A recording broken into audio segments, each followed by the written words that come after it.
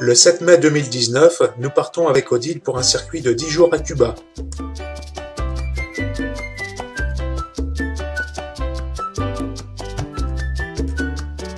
Avec ses 1200 km de longueur et une superficie de 110 000 km², soit environ un cinquième de la France, Cuba est la plus grande île des Caraïbes.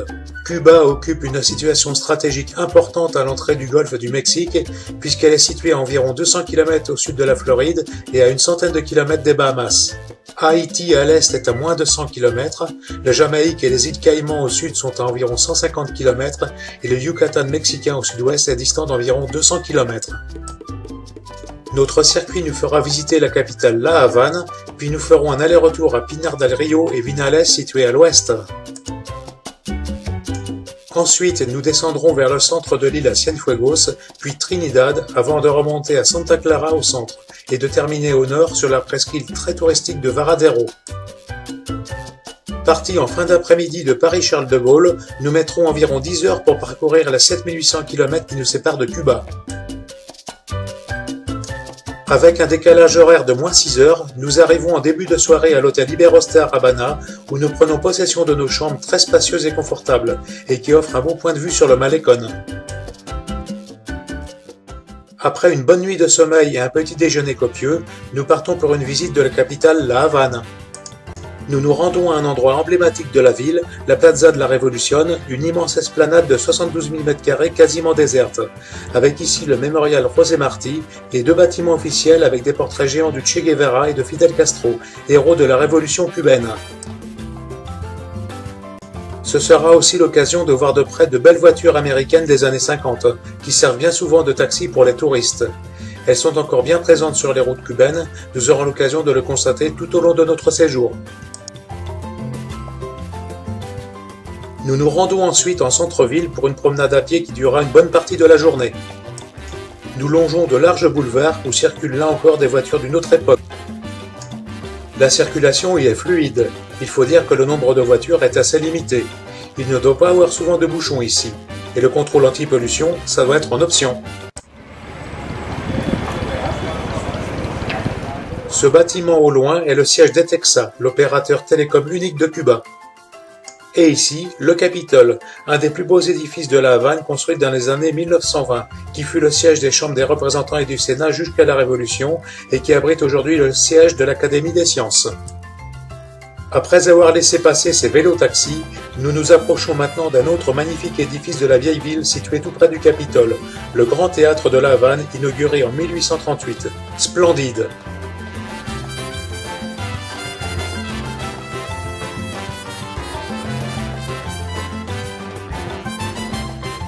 Devant le théâtre, une place ombragée avec la statue de José Martí et le drapeau cubain.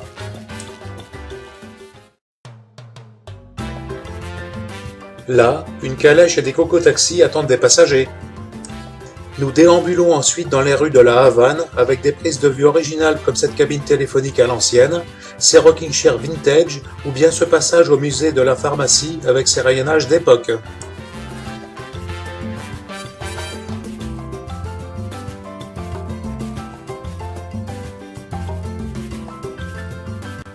Nous voici maintenant devant l'hôtel Ambos Mundos qui a gagné une renommée internationale en 1932 lorsque l'écrivain Ernest Hemingway vient s'y installer à l'année dans la chambre 511.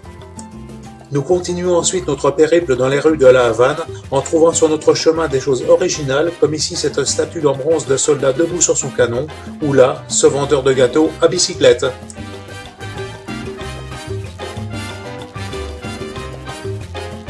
Il fait très chaud et les passages à l'ombre sont les bienvenus. Nous déboucherons sur la très belle Plaza Vieja, ou place vieille, fondée au XVIe siècle et qui est réputée pour être l'une des places les plus variées sur le plan architectural avec ses maisons de maître, ses palais baroques et ses bâtiments art nouveau.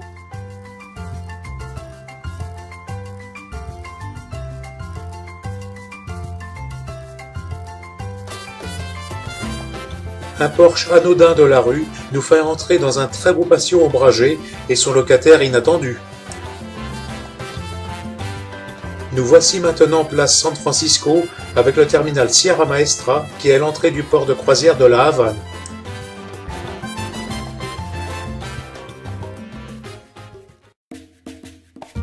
Un peu plus loin, un autre patio avec sa drôle de mosaïque.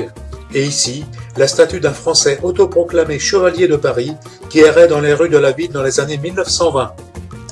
Nous passons devant la basilique San Francisco construite en 1575, ancien couvent qui abrite actuellement un musée d'art sacré. Nous sommes maintenant sur la place d'Armes, où l'on peut voir une locomotive d'époque devant l'hôtel Santa Isabel. Nous faisons un court passage à la maison du café, où nous avons vu davantage de cigares à vendre que de café. Après une pause à l'ombre devant El Templete, nous passons dans cette rue pavée en bois.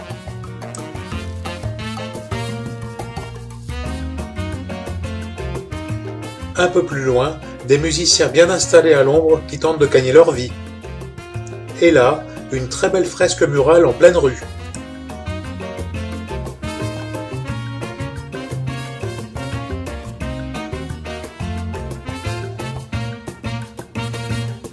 Un vendeur de boissons avec son étal original, et ici une femme en tenue traditionnelle essaye de poser pour les touristes contre menu monnaie. Nous sommes maintenant place de la cathédrale, qui est la place la plus uniforme de la vieille ville de La Havane, puisque tous les bâtiments qui l'abordent datent du XVIIIe siècle, y compris la cathédrale San Cristobal.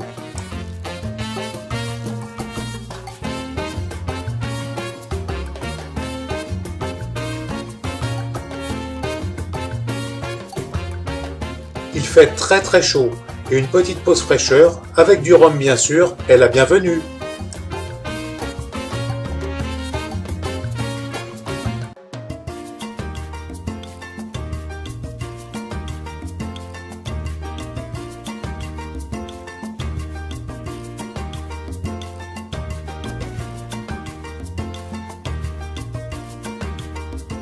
Après le repas pris dans un restaurant en bord de mer, nous pouvons voir quelques canons d'époque le long de la côte, puis nous repartons en direction de la vieille ville où une visite est prévue au musée du Rhum, la fondation Habana Club.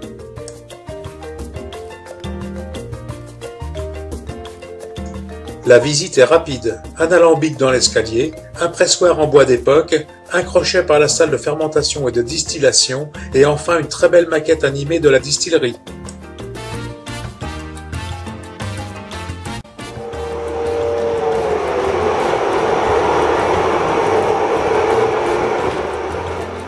Une dégustation est incontournable à la sortie et nous enchaînons par un tour en coco-taxi.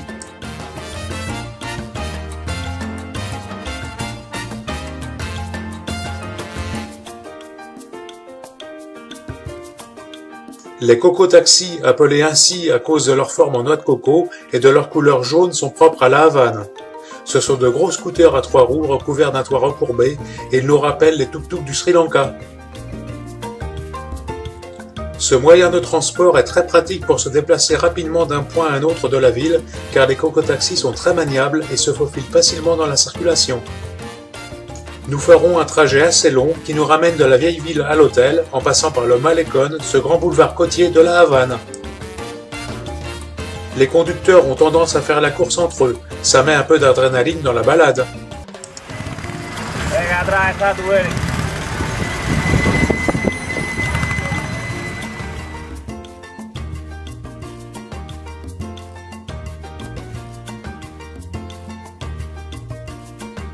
En soirée, nous ressortons pour aller assister à la cérémonie du coup de canon au fort San Carlos de la Cabaña.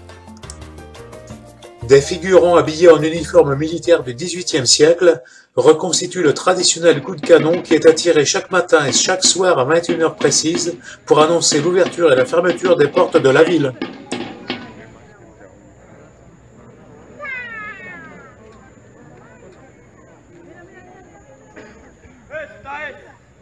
La fortaleza San Carlos de la Cabaña. N'étant pas bien placés et avec la nuit noire, nous n'avons en réalité pas vu grand-chose, mais le son du coup de canon a par contre été très net. Le lendemain matin, nous partons pour une journée d'excursion vers l'ouest dans la région du tabac de Vinales. Les 2h30 de trajet en car permettent de se faire une idée de la campagne cubaine avec ses paysages tropicaux. Lors d'une halte, nous sommes accueillis par cette tête taillée dans une pastèque. Original.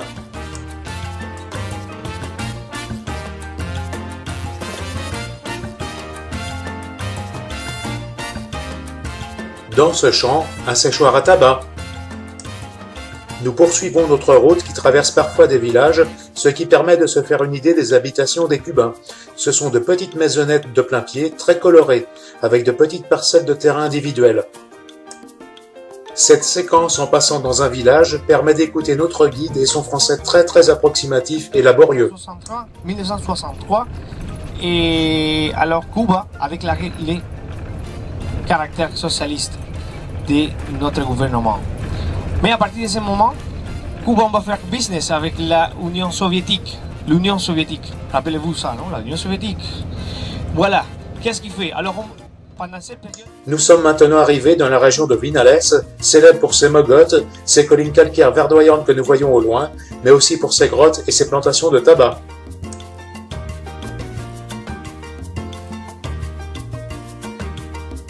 Voici un autre séchoir à tabac.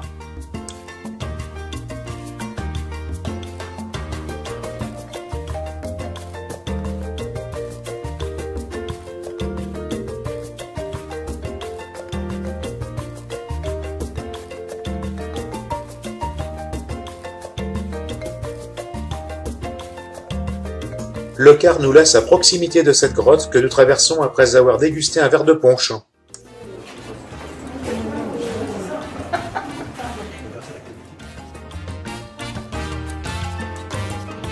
Le passage mal éclairé est parfois étroit, et nous débouchons de l'autre côté de la Mongote où un groupe nous fait une démonstration de danse locale.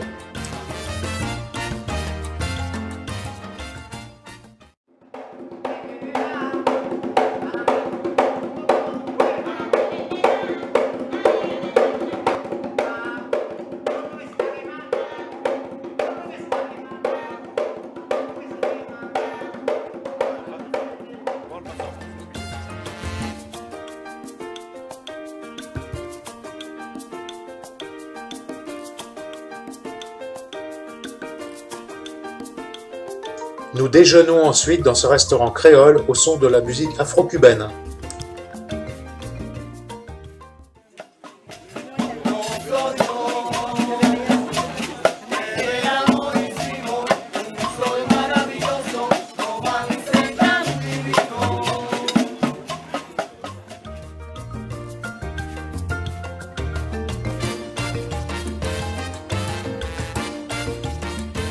Après le repas, nous reprenons le car qui nous conduira dans une plantation de tabac. En cours de trajet, nous pouvons voir le long de la route des maisons cubaines traditionnelles en bois.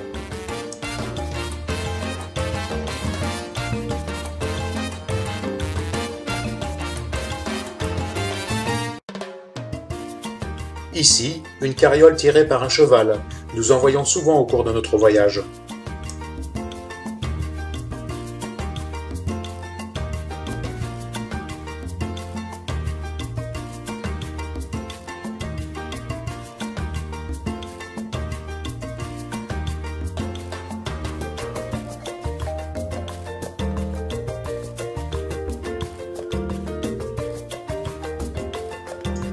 Nous voici arrivés à l'exploitation. Nous commençons par la visite d'un séchoir de feuilles de tabac. C'est impressionnant, il y en a des milliers. Et quand on sait qu'il suffit de 4 feuilles pour faire un cigare, je vous laisse imaginer le nombre de cigares qui seront roulés avec toutes ces feuilles.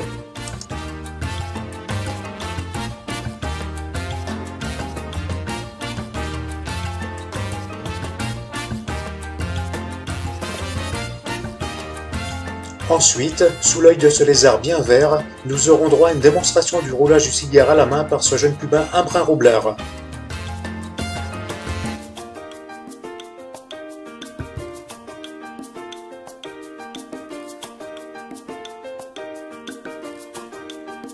Voici en vidéo le déroulement des opérations.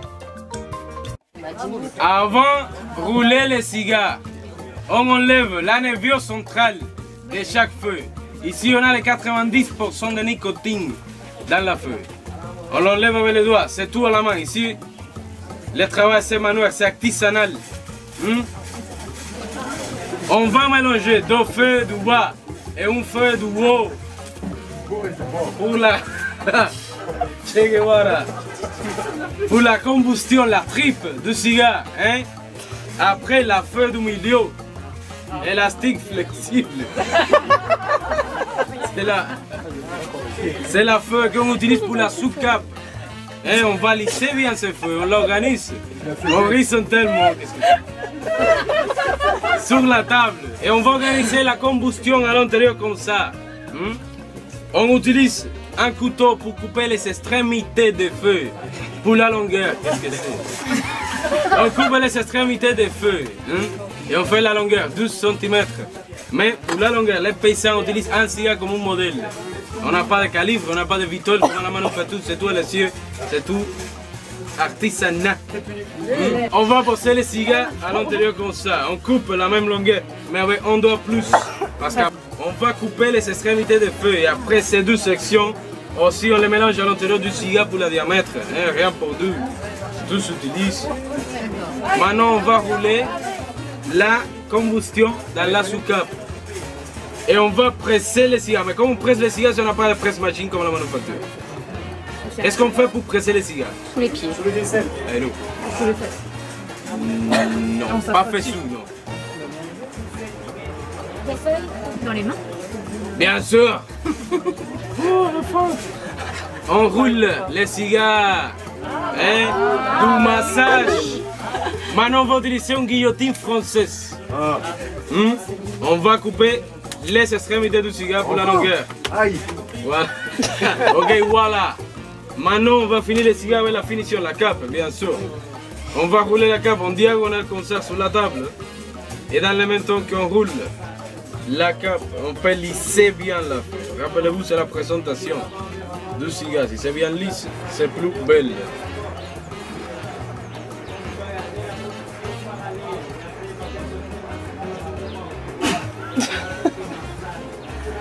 Mon coussin n'est pas l'effet bien français. On va lisser. Guillotine. Monte Cristo numéro 4. Maintenant, ne se fume pas parce qu'il y a humidité dans les feuilles. On va sécher les cigares une nuit avant de fumer. Une nuit, mais... Juste une nuit? Mais pour sécher les cigares, les paysans utilisent un papier blanc comme ça. Les papiers absorbent l'humidité des feuilles. On roule les cigares au papier et on laisse les cigares à l'intérieur de la maison, une chambre bien fermée. Une nuit, le prochain jour, déjà on peut fumer un bon cigare. Et il est tout dur, il est plus petit peu. Non mais oui, mais c'est plus comme ça. Et c'est plus comme mais en une nuit, un cigare. Bah ouais. Et comment vous dites? Après cette démonstration, une petite dégustation est proposée avec bien entendu une option d'achat à la sortie.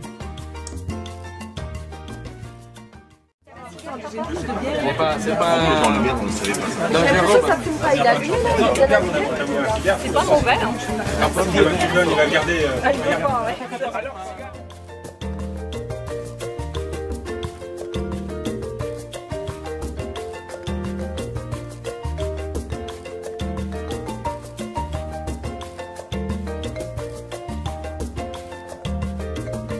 Nous nous rendons ensuite au belvédère de l'hôtel Los Raspines, d'où nous avons une vue panoramique imprenable sur la magnifique vallée de Vinales et de ses mogotes.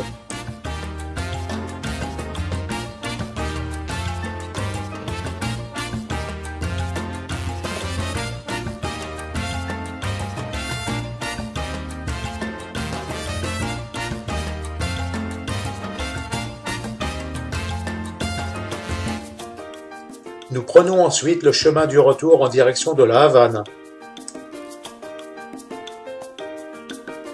En soirée, nous avons droit à un tour en ville à bord de vieilles voitures américaines.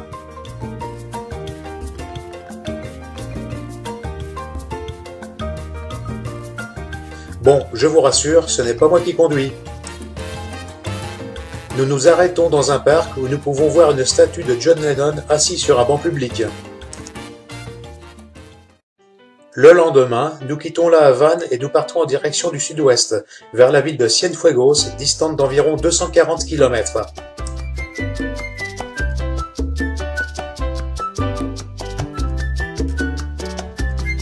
En chemin, nous nous arrêtons dans la péninsule de Zapata, près de ses flamboyants rouges, précisément à Guama, où nous visitons la plus grande ferme aux crocodiles de Cuba, avec ses 10 000 pensionnaires.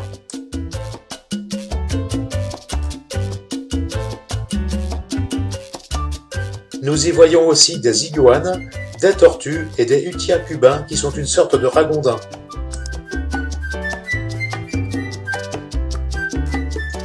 La ferme est située dans le parc de Montemar, écosystème humide déclaré réserve de la biosphère par l'UNESCO en 2001 et qui abrite quelques 900 espèces de plantes autochtones et 190 espèces d'oiseaux.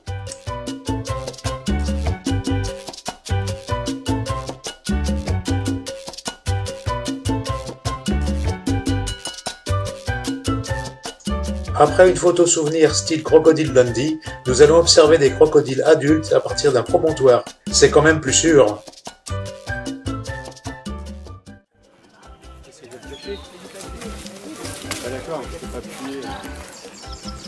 Il est malin, lui, regarde. Il a pris avec. Ah, il l'a eu. Ah, mais c'est vrai. Garde. Attends.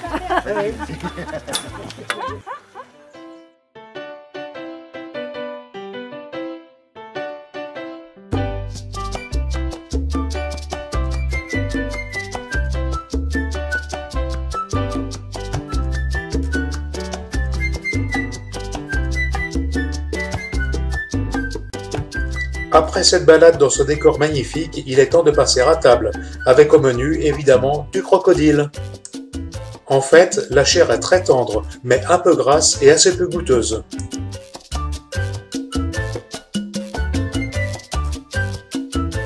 Après le repas, nous embarquons dans des barques à moteur rapide.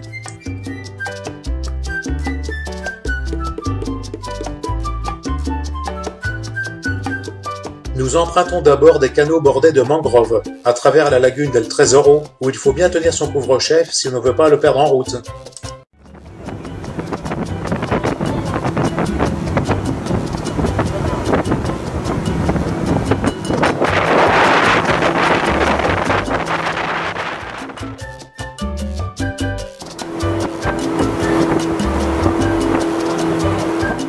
Nous traversons ensuite un lac pour arriver sur de petits îlots où est reconstitué un village d'Indiens.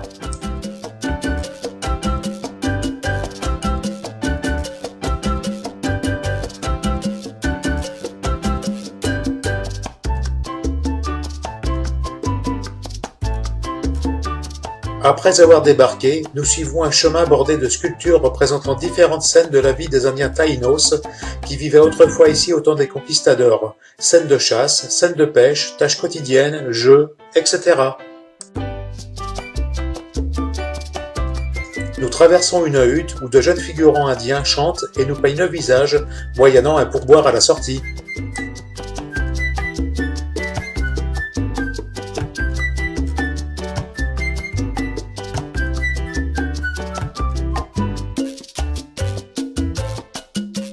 Cet endroit est également un complexe hôtelier se fondant bien dans le décor, puisque les huttes que nous voyons tout autour de nous sont en réalité des chambres d'hôtel sur pilotis.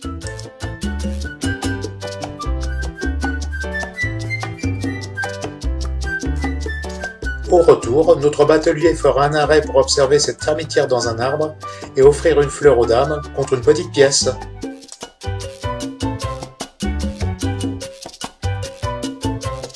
Sur le chemin du retour, nous faisons une halte sur une aire aménagée, avec au programme une dégustation de café, puis une petite promenade dans le parc avec sa végétation tropicale et quelques animaux.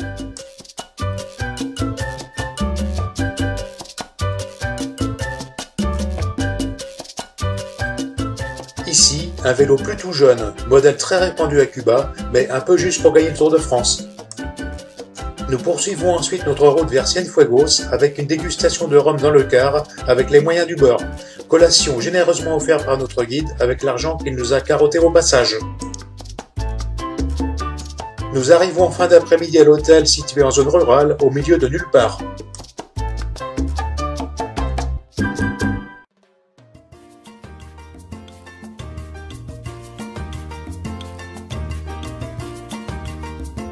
L'établissement est accueillant avec ses bungalows disséminés dans un jardin tropical autour de la piscine.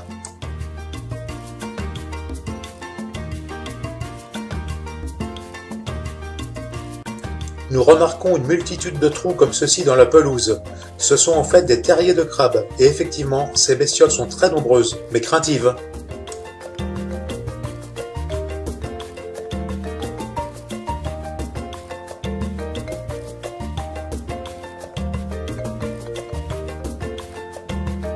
La journée du lendemain est consacrée à la région de Cienfuegos. Nous partons en direction de la ville et nous nous arrêtons en chemin dans un jardin botanique qui ne nous fait pas à première vue grosse impression. En attendant la guide locale, nous faisons en effet un petit tour dans le parc qui semble mal entretenu, presque à l'abandon et avec pas grand chose à voir à part cette vieille guimbarde. En fait, pas du tout. La guide du jardin est une personne adorable qui s'exprime dans un très bon français et qui nous apprend énormément de choses sur les espèces végétales représentées ici. Ce grand arbuste, par exemple, est un anacardier, un arbre qui produit la noix de cajou. Chaque fruit, appelé pomme de cajou, donne une seule noix. Il faut donc un paquet de fruits pour remplir un sachet pour l'apéro. Ce grand arbre là-bas est un baobab. Ici, encore une termitière dans un arbre. Et là, un bilimbi, arbre de la même famille que les caramboliers, appelé arbre à cornichons et dont les fruits sont comestibles.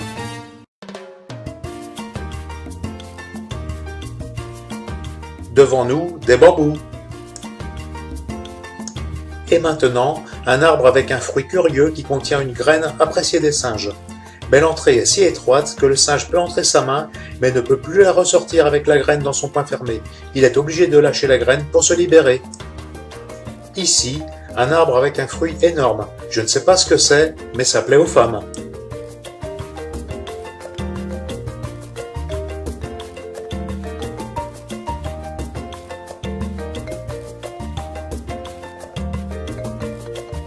Et là, des orchidées sauvages qui poussent sur les arbres.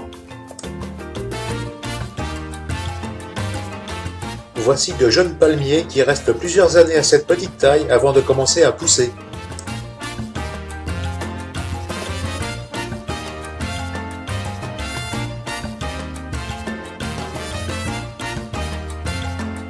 Là, un banyan, un arbre qui s'étend grâce à ses racines aériennes qui forment un nouveau tronc. La visite se termine et nous continuons vers Cienfuegos en passant devant le cimetière Thomas Acea, où un arrêt était prévu pour voir une réplique du Parthénon, mais notre crétin de guide décide de ne pas s'arrêter. La première visite à Cienfuegos est celle du Palacio del Valle, un palais construit en 1917 par un milliardaire espagnol ayant fait fortune dans le sucre. Son architecture est un mélange de différents styles mauresques, byzantins, gothiques et vénitiens. L'ensemble, reconverti en restaurant, est magnifique, et de la terrasse, nous avons une belle vue sur la baie de Cienfuegos.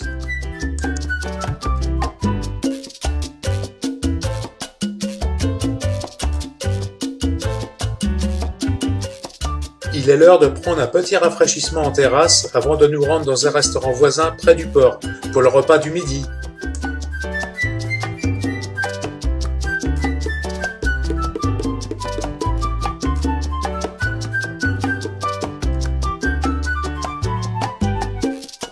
Et voici le restaurant du midi. Il y a pire, n'est-ce pas?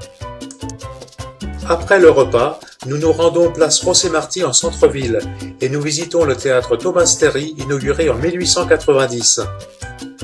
À l'entrée trône une statue en marbre de Carrare de Thomas Terry, riche homme d'affaires ayant lui aussi fait fortune dans le commerce du sucre et des esclaves.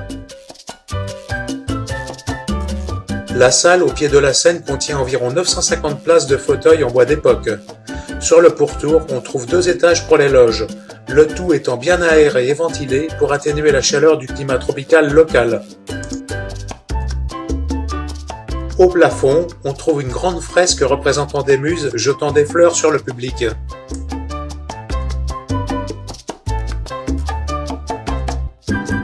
Nous ressortons ensuite place José Martí, dont la statue trône au centre de la place, juste à côté du kiosque à musique. À l'angle de la place se trouve la cathédrale de la Purissima Concepción, construite comme le théâtre à la fin du XIXe siècle. Voici une vue panoramique de cette place aérée et bien agréable, malgré la chaleur qu'il fait ce jour-là.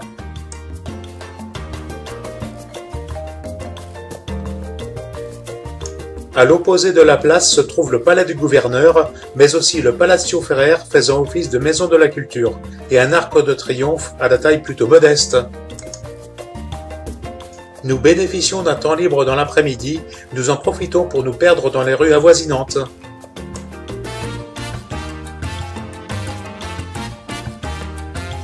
C'est l'occasion de prendre quelques photos de tout ce qui roule à Cuba, entre les vieilles voitures américaines, les mototaxis et parfois des taxis beaucoup plus modernes.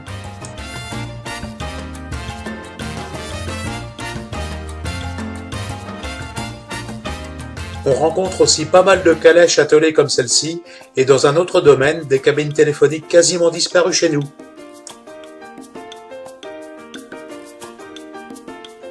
Les rues sont très larges, la circulation très clairsemée, et nous pouvons voir tout le long de notre promenade de beaux bâtiments colorés.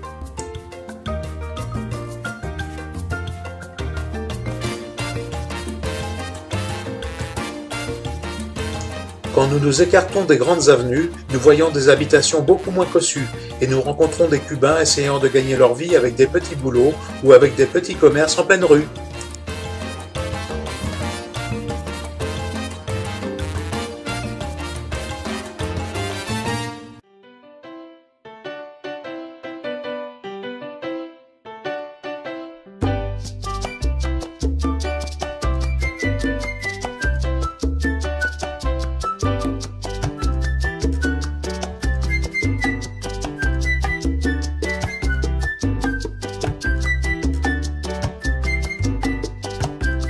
Ici, un bus qui doit avoir quelques kilomètres au compteur.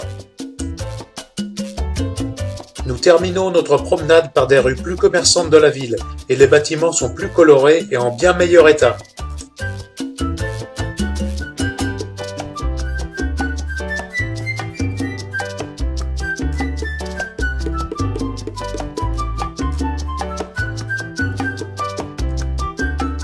Nous rentrons ensuite à l'hôtel où la femme de ménage a eu une petite attention pour nous.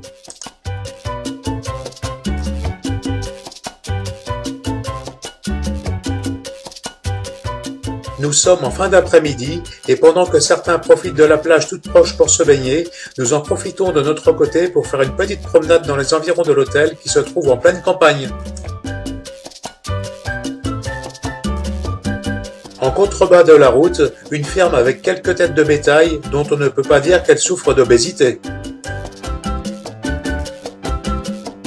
Un peu plus loin, ce quartier avec des immeubles d'habitation à un étage, très colorés, mais un poil décrépit quand même, et avec le cheval garé devant l'entrée.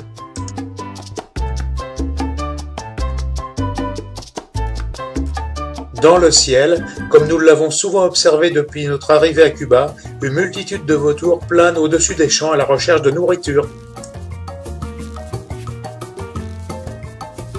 Sur cette photo, un manguier bien chargé en fruits.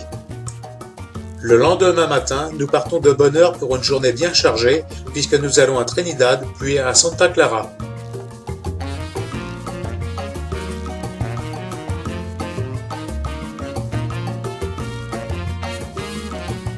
Après 1h30 de route qui nous a permis de voir à quoi ressemblait la campagne cubaine, nous arrivons en milieu de matinée dans la ville de Trinidad.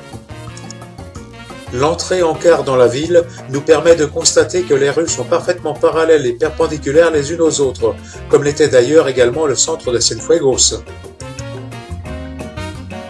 Ici comme ailleurs, il y a peu de circulation dans les rues, et les moyens de transport sont là aussi très variés.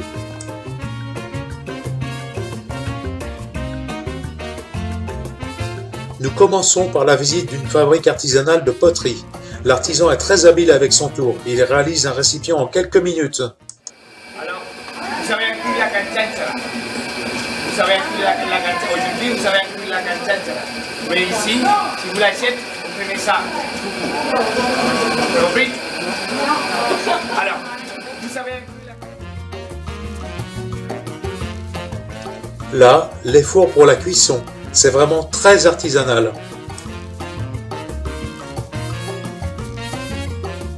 Le contremaître Jaco qui surveille le travail, et sur ses étagères quelques vases qui donnent bien envie d'acheter.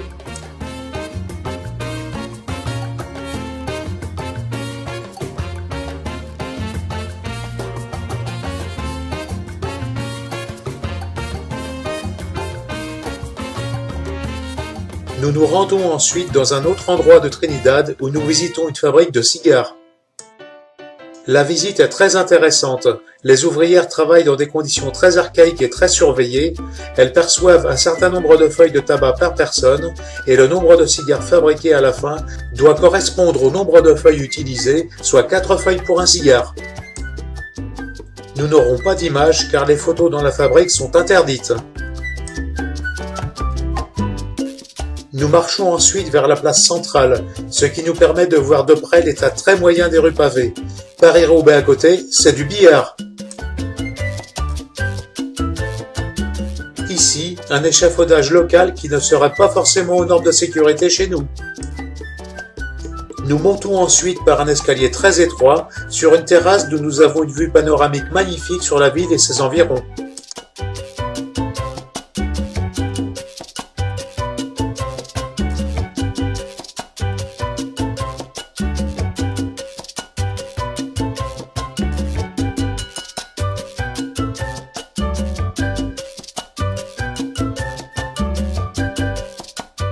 Nous sommes maintenant sur la Plaza Mayor, entourée de ces demeures aux couleurs vives.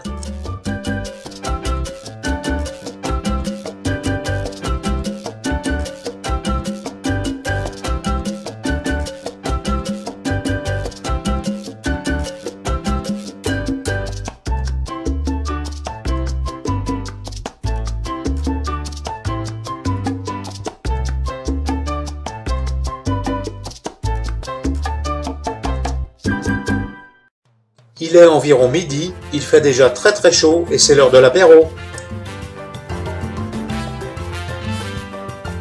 Ça tombe bien, une halte à la taverne Conchanchara est prévue avec au menu un cocktail au son de la musique cubaine.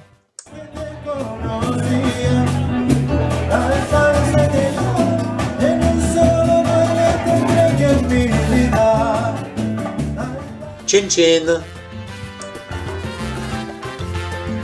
Sur le chemin du restaurant du midi, nous passons devant cet établissement avec une cour colorée magnifique.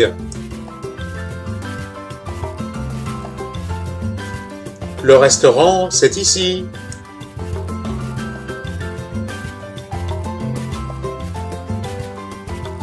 Après le repas, nous avons un temps libre pour déambuler dans les rues de Trinidad, avec ici un marchand de souvenirs locaux et là, le supermarché carrément dans le coffre.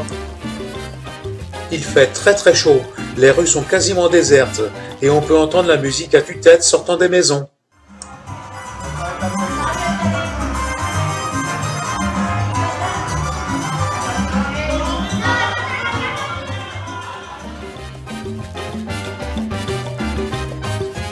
Là, un rare taxi moderne, contrastant avec ses collègues d'une autre époque.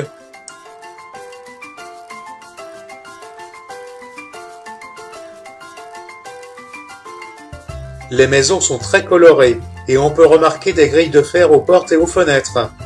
Elles protègent des visites inopportunes et permettent de vivre et de dormir les portes et les fenêtres ouvertes pour laisser passer l'air.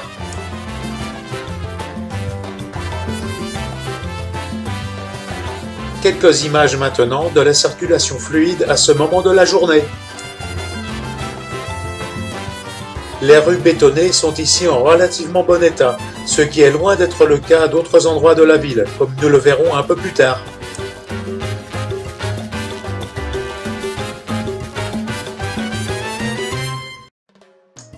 Pour les maisons, c'est la même chose. À côté des belles façades colorées, on trouve des maisons beaucoup moins clinquantes.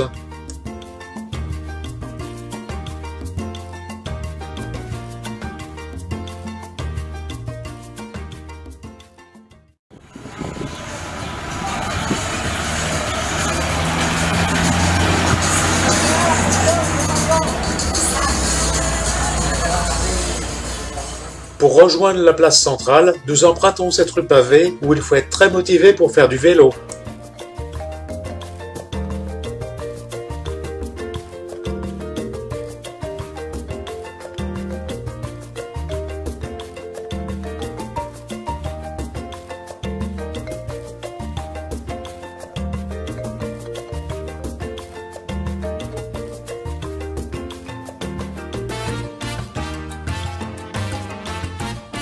Près de la place, cette calèche attend ses passagers.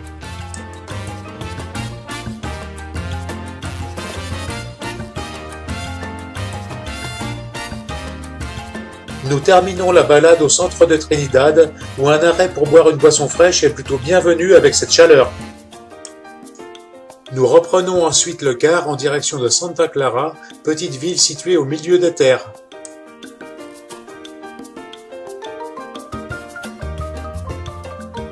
En cours de route, après ces quelques images parfois insolites prises du car, un arrêt est programmé à l'Hacienda Manacaiznaga avec sa tour de guet. Cette belle demeure coloniale appartenait à Maya de Sucre au XIXe siècle et la tour de 45 mètres de hauteur construite en 1816 servait à la surveillance des esclaves dans les champs de canne à sucre de la propriété. Ici, une belle cloche en bronze actionnée par Martial, toujours dans les bons coups. Allez,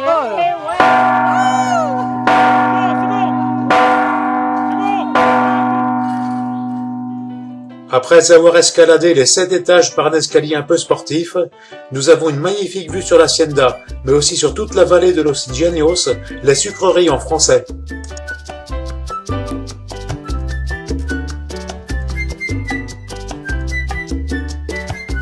Cette vallée, inscrite sur la liste du patrimoine mondial de l'UNESCO depuis 1988, comptait à son apogée une cinquantaine de sucreries faisant travailler environ 11 000 esclaves.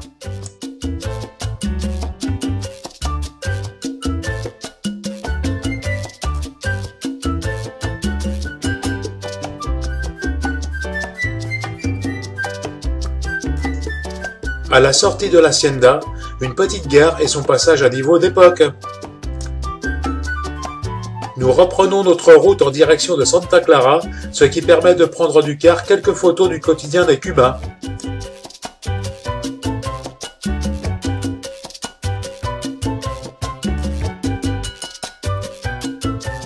Nous arrivons en fin d'après-midi à l'hôtel Los Cayanes à Santa Clara.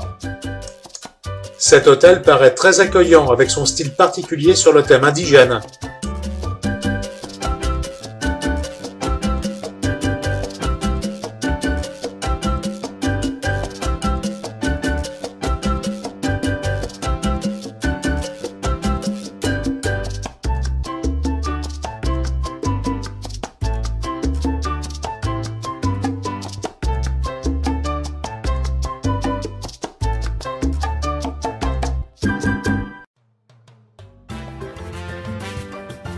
Un petit tour dans le jardin tropical, avec ses bungalows typés et ses massifs de fleurs, est bien agréable pour rejoindre notre chambre située dans ce bâtiment au fond.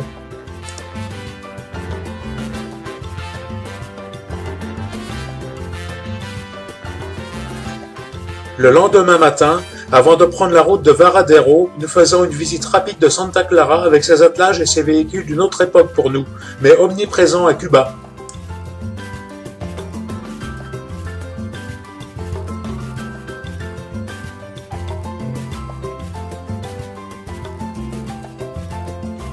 Dans le ciel, nous pouvons apercevoir comme partout dans le pays un grand nombre de vautours à la recherche de leur nourriture quotidienne.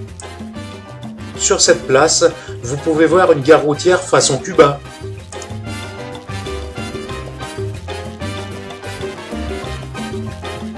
En traversant la place centrale, nous croisons un groupe d'écolières en uniforme obligatoire ici. Cette place est vaste, très verdoyante et entourée de grands bâtiments coloniaux.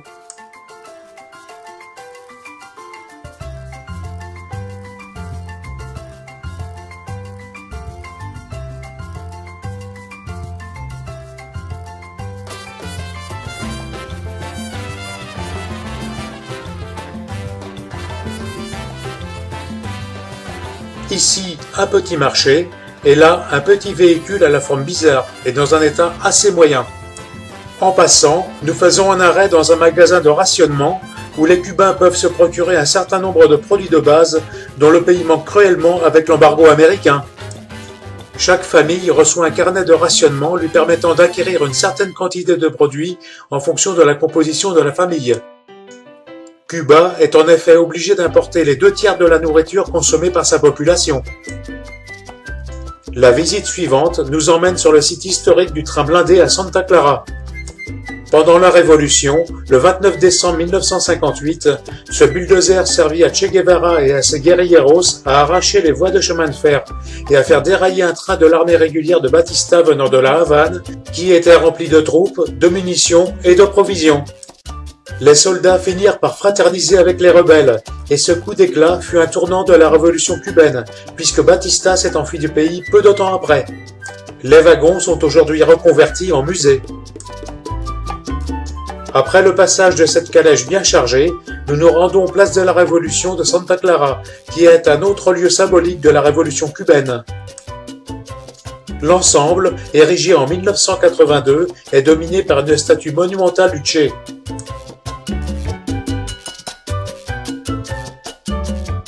Sur l'un des panneaux est gravée la lettre d'adieu adressée à Fidel Castro par le Che, avant de quitter Cuba pour poursuivre la révolution en Amérique du Sud. Nous ne ferons pas la visite prévue du mausolée du Che juste à côté, car notre brillant guide ignorait qu'il était fermé ce jour-là. On a vraiment affaire à un champion de nullité. Sur le parking, voici un car cubain façon bétaillère. Nous repartons en direction de Varadero avec toujours des images insolites, comme ces vaches traversant tranquillement la route, ou bien ces véhicules en tout genre circulant sur des routes parfois à 6 voies où il n'y a quasiment personne. Le réseau routier cubain est vraiment très surdimensionné par rapport à la circulation.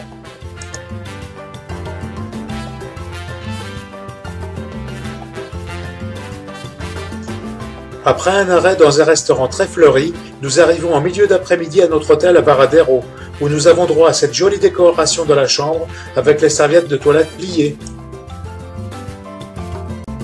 Avant la nuit, nous faisons un petit tour d'orientation sur la belle plage située à quelques dizaines de mètres seulement de l'hôtel.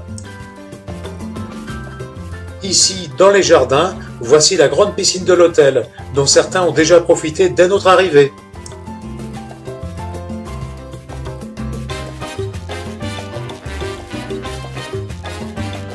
Nous profitons en soirée des avantages du hall inclusive Chin Chin. Au réveil le lendemain matin, nous sommes surpris de trouver devant notre porte des dizaines d'insectes sur le dos en train de mourir.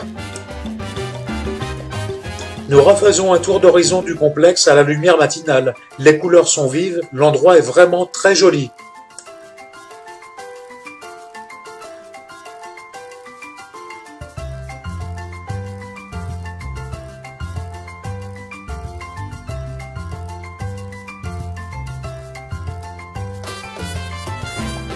Dans les allées, nous croisons de nombreux lézards comme celui-ci. Ils sont très craintifs et pas faciles à approcher pour les photographier.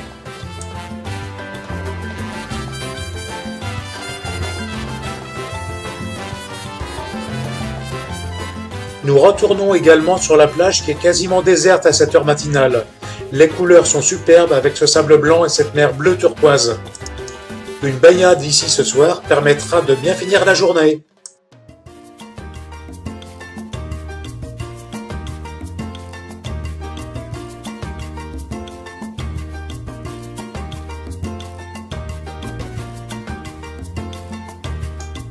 Mais auparavant, nous décidons avec Christian et Jocelyne d'aller faire un tour à Varadero, distant d'une dizaine de kilomètres de notre hôtel. Arrivé sur la 4 voies, un car panoramique à 2 étages s'arrête pour nous proposer de nous emmener. Une fois à bord, nous nous apercevons que nous ne sommes pas dans le bon sens, et au lieu d'aller en direction de la ville de Varadero, nous partons à l'opposé au bout de la presqu'île, ce qui fait que le trajet qui devait prendre un petit quart d'heure durera en fait plus d'1 heure. Au bout de la presqu'île, nous passons près du port où nous reviendrons le lendemain matin pour une petite croisière en catamaran comme celui-ci. Cette petite erreur d'aiguillage est finalement bienvenue, car elle nous permet de faire un tour panoramique de la presqu'île et de ces hôtels de luxe qui ne font pas pitié.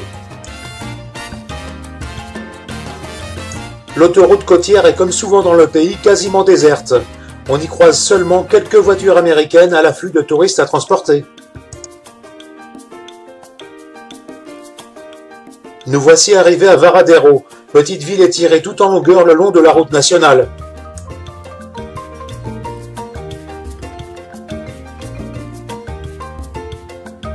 Ici, le Beatles Bar, avec ses 4 superbes statues en bronze et où des concerts de rock ont lieu chaque soir.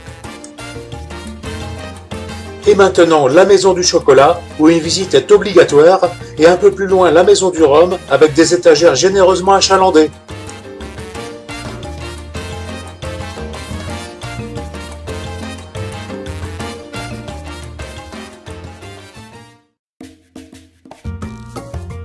Nous continuons à marcher le long de la route principale, ceci donne l'occasion de faire des photos des moyens de transport locaux, comme cette calèche ou alors ce bussardage.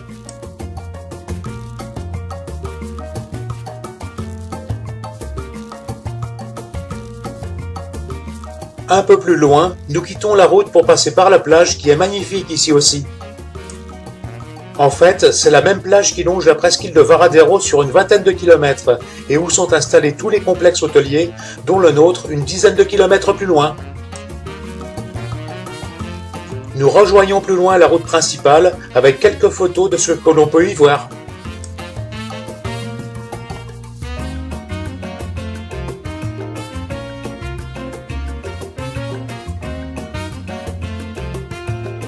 De nombreuses voitures américaines tournent à la recherche de clients à ramener à leur hôtel.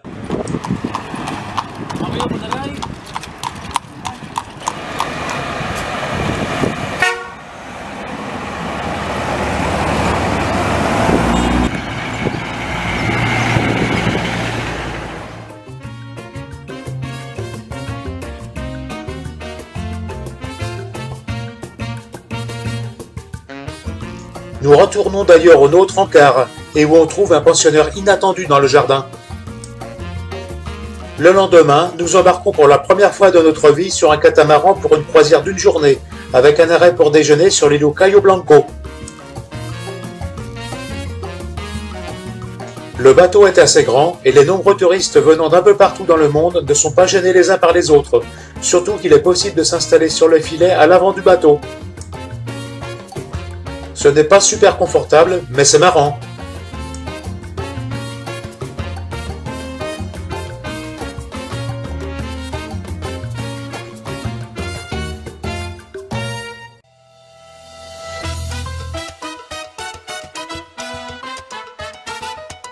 Nous ne sommes pas vraiment seuls sur l'eau, malgré le fait que nous soyons déjà éloignés des côtes. Les boissons sont à volonté, et après quelques verres, l'ambiance commence à chauffer.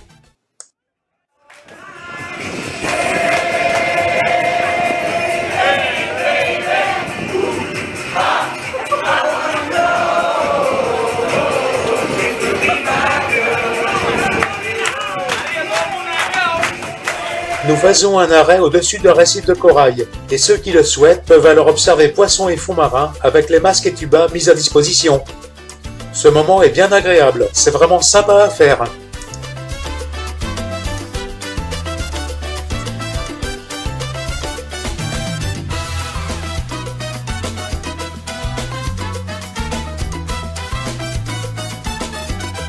Nous reprenons ensuite notre route en direction de l'îlot Cayo Blanco, dont nous ne tardons pas à longer les côtes couvertes de mangroves.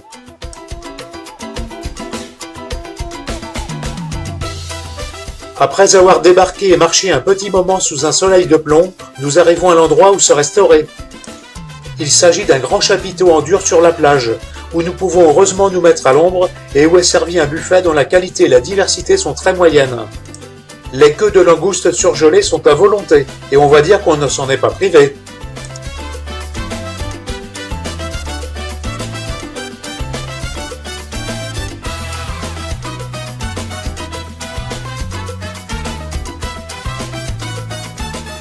Après le repas, nous avons un temps libre pour faire un petit tour sur la plage où il fait très très chaud, ou alors se reposer à l'ombre sur une chaise longue.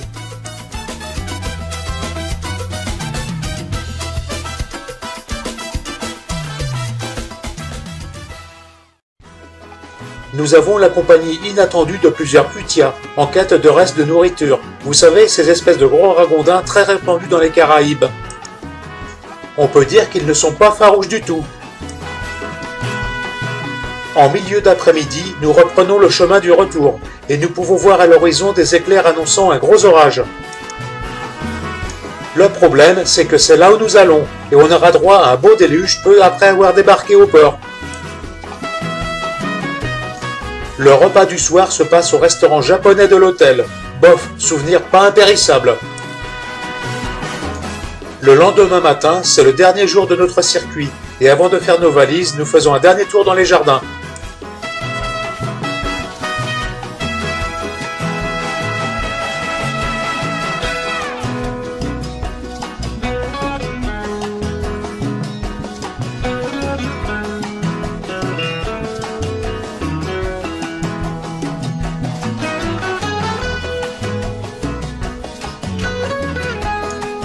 Nous profitons aussi de la plage pour prendre un dernier bain en mer des Caraïbes, avant de prendre le chemin de l'aéroport.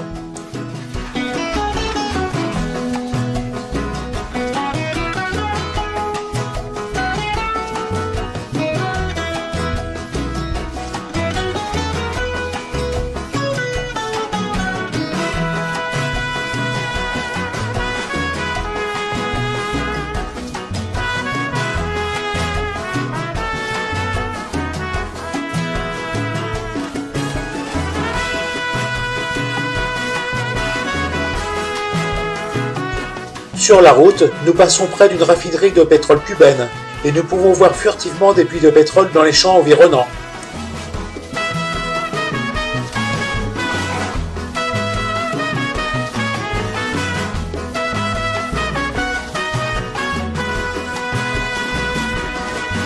Arrivés à l'aéroport, en attendant l'avion, nous nous désaltérons une dernière fois avec du Coca Cuba. Ne dites surtout pas Coca-Cola.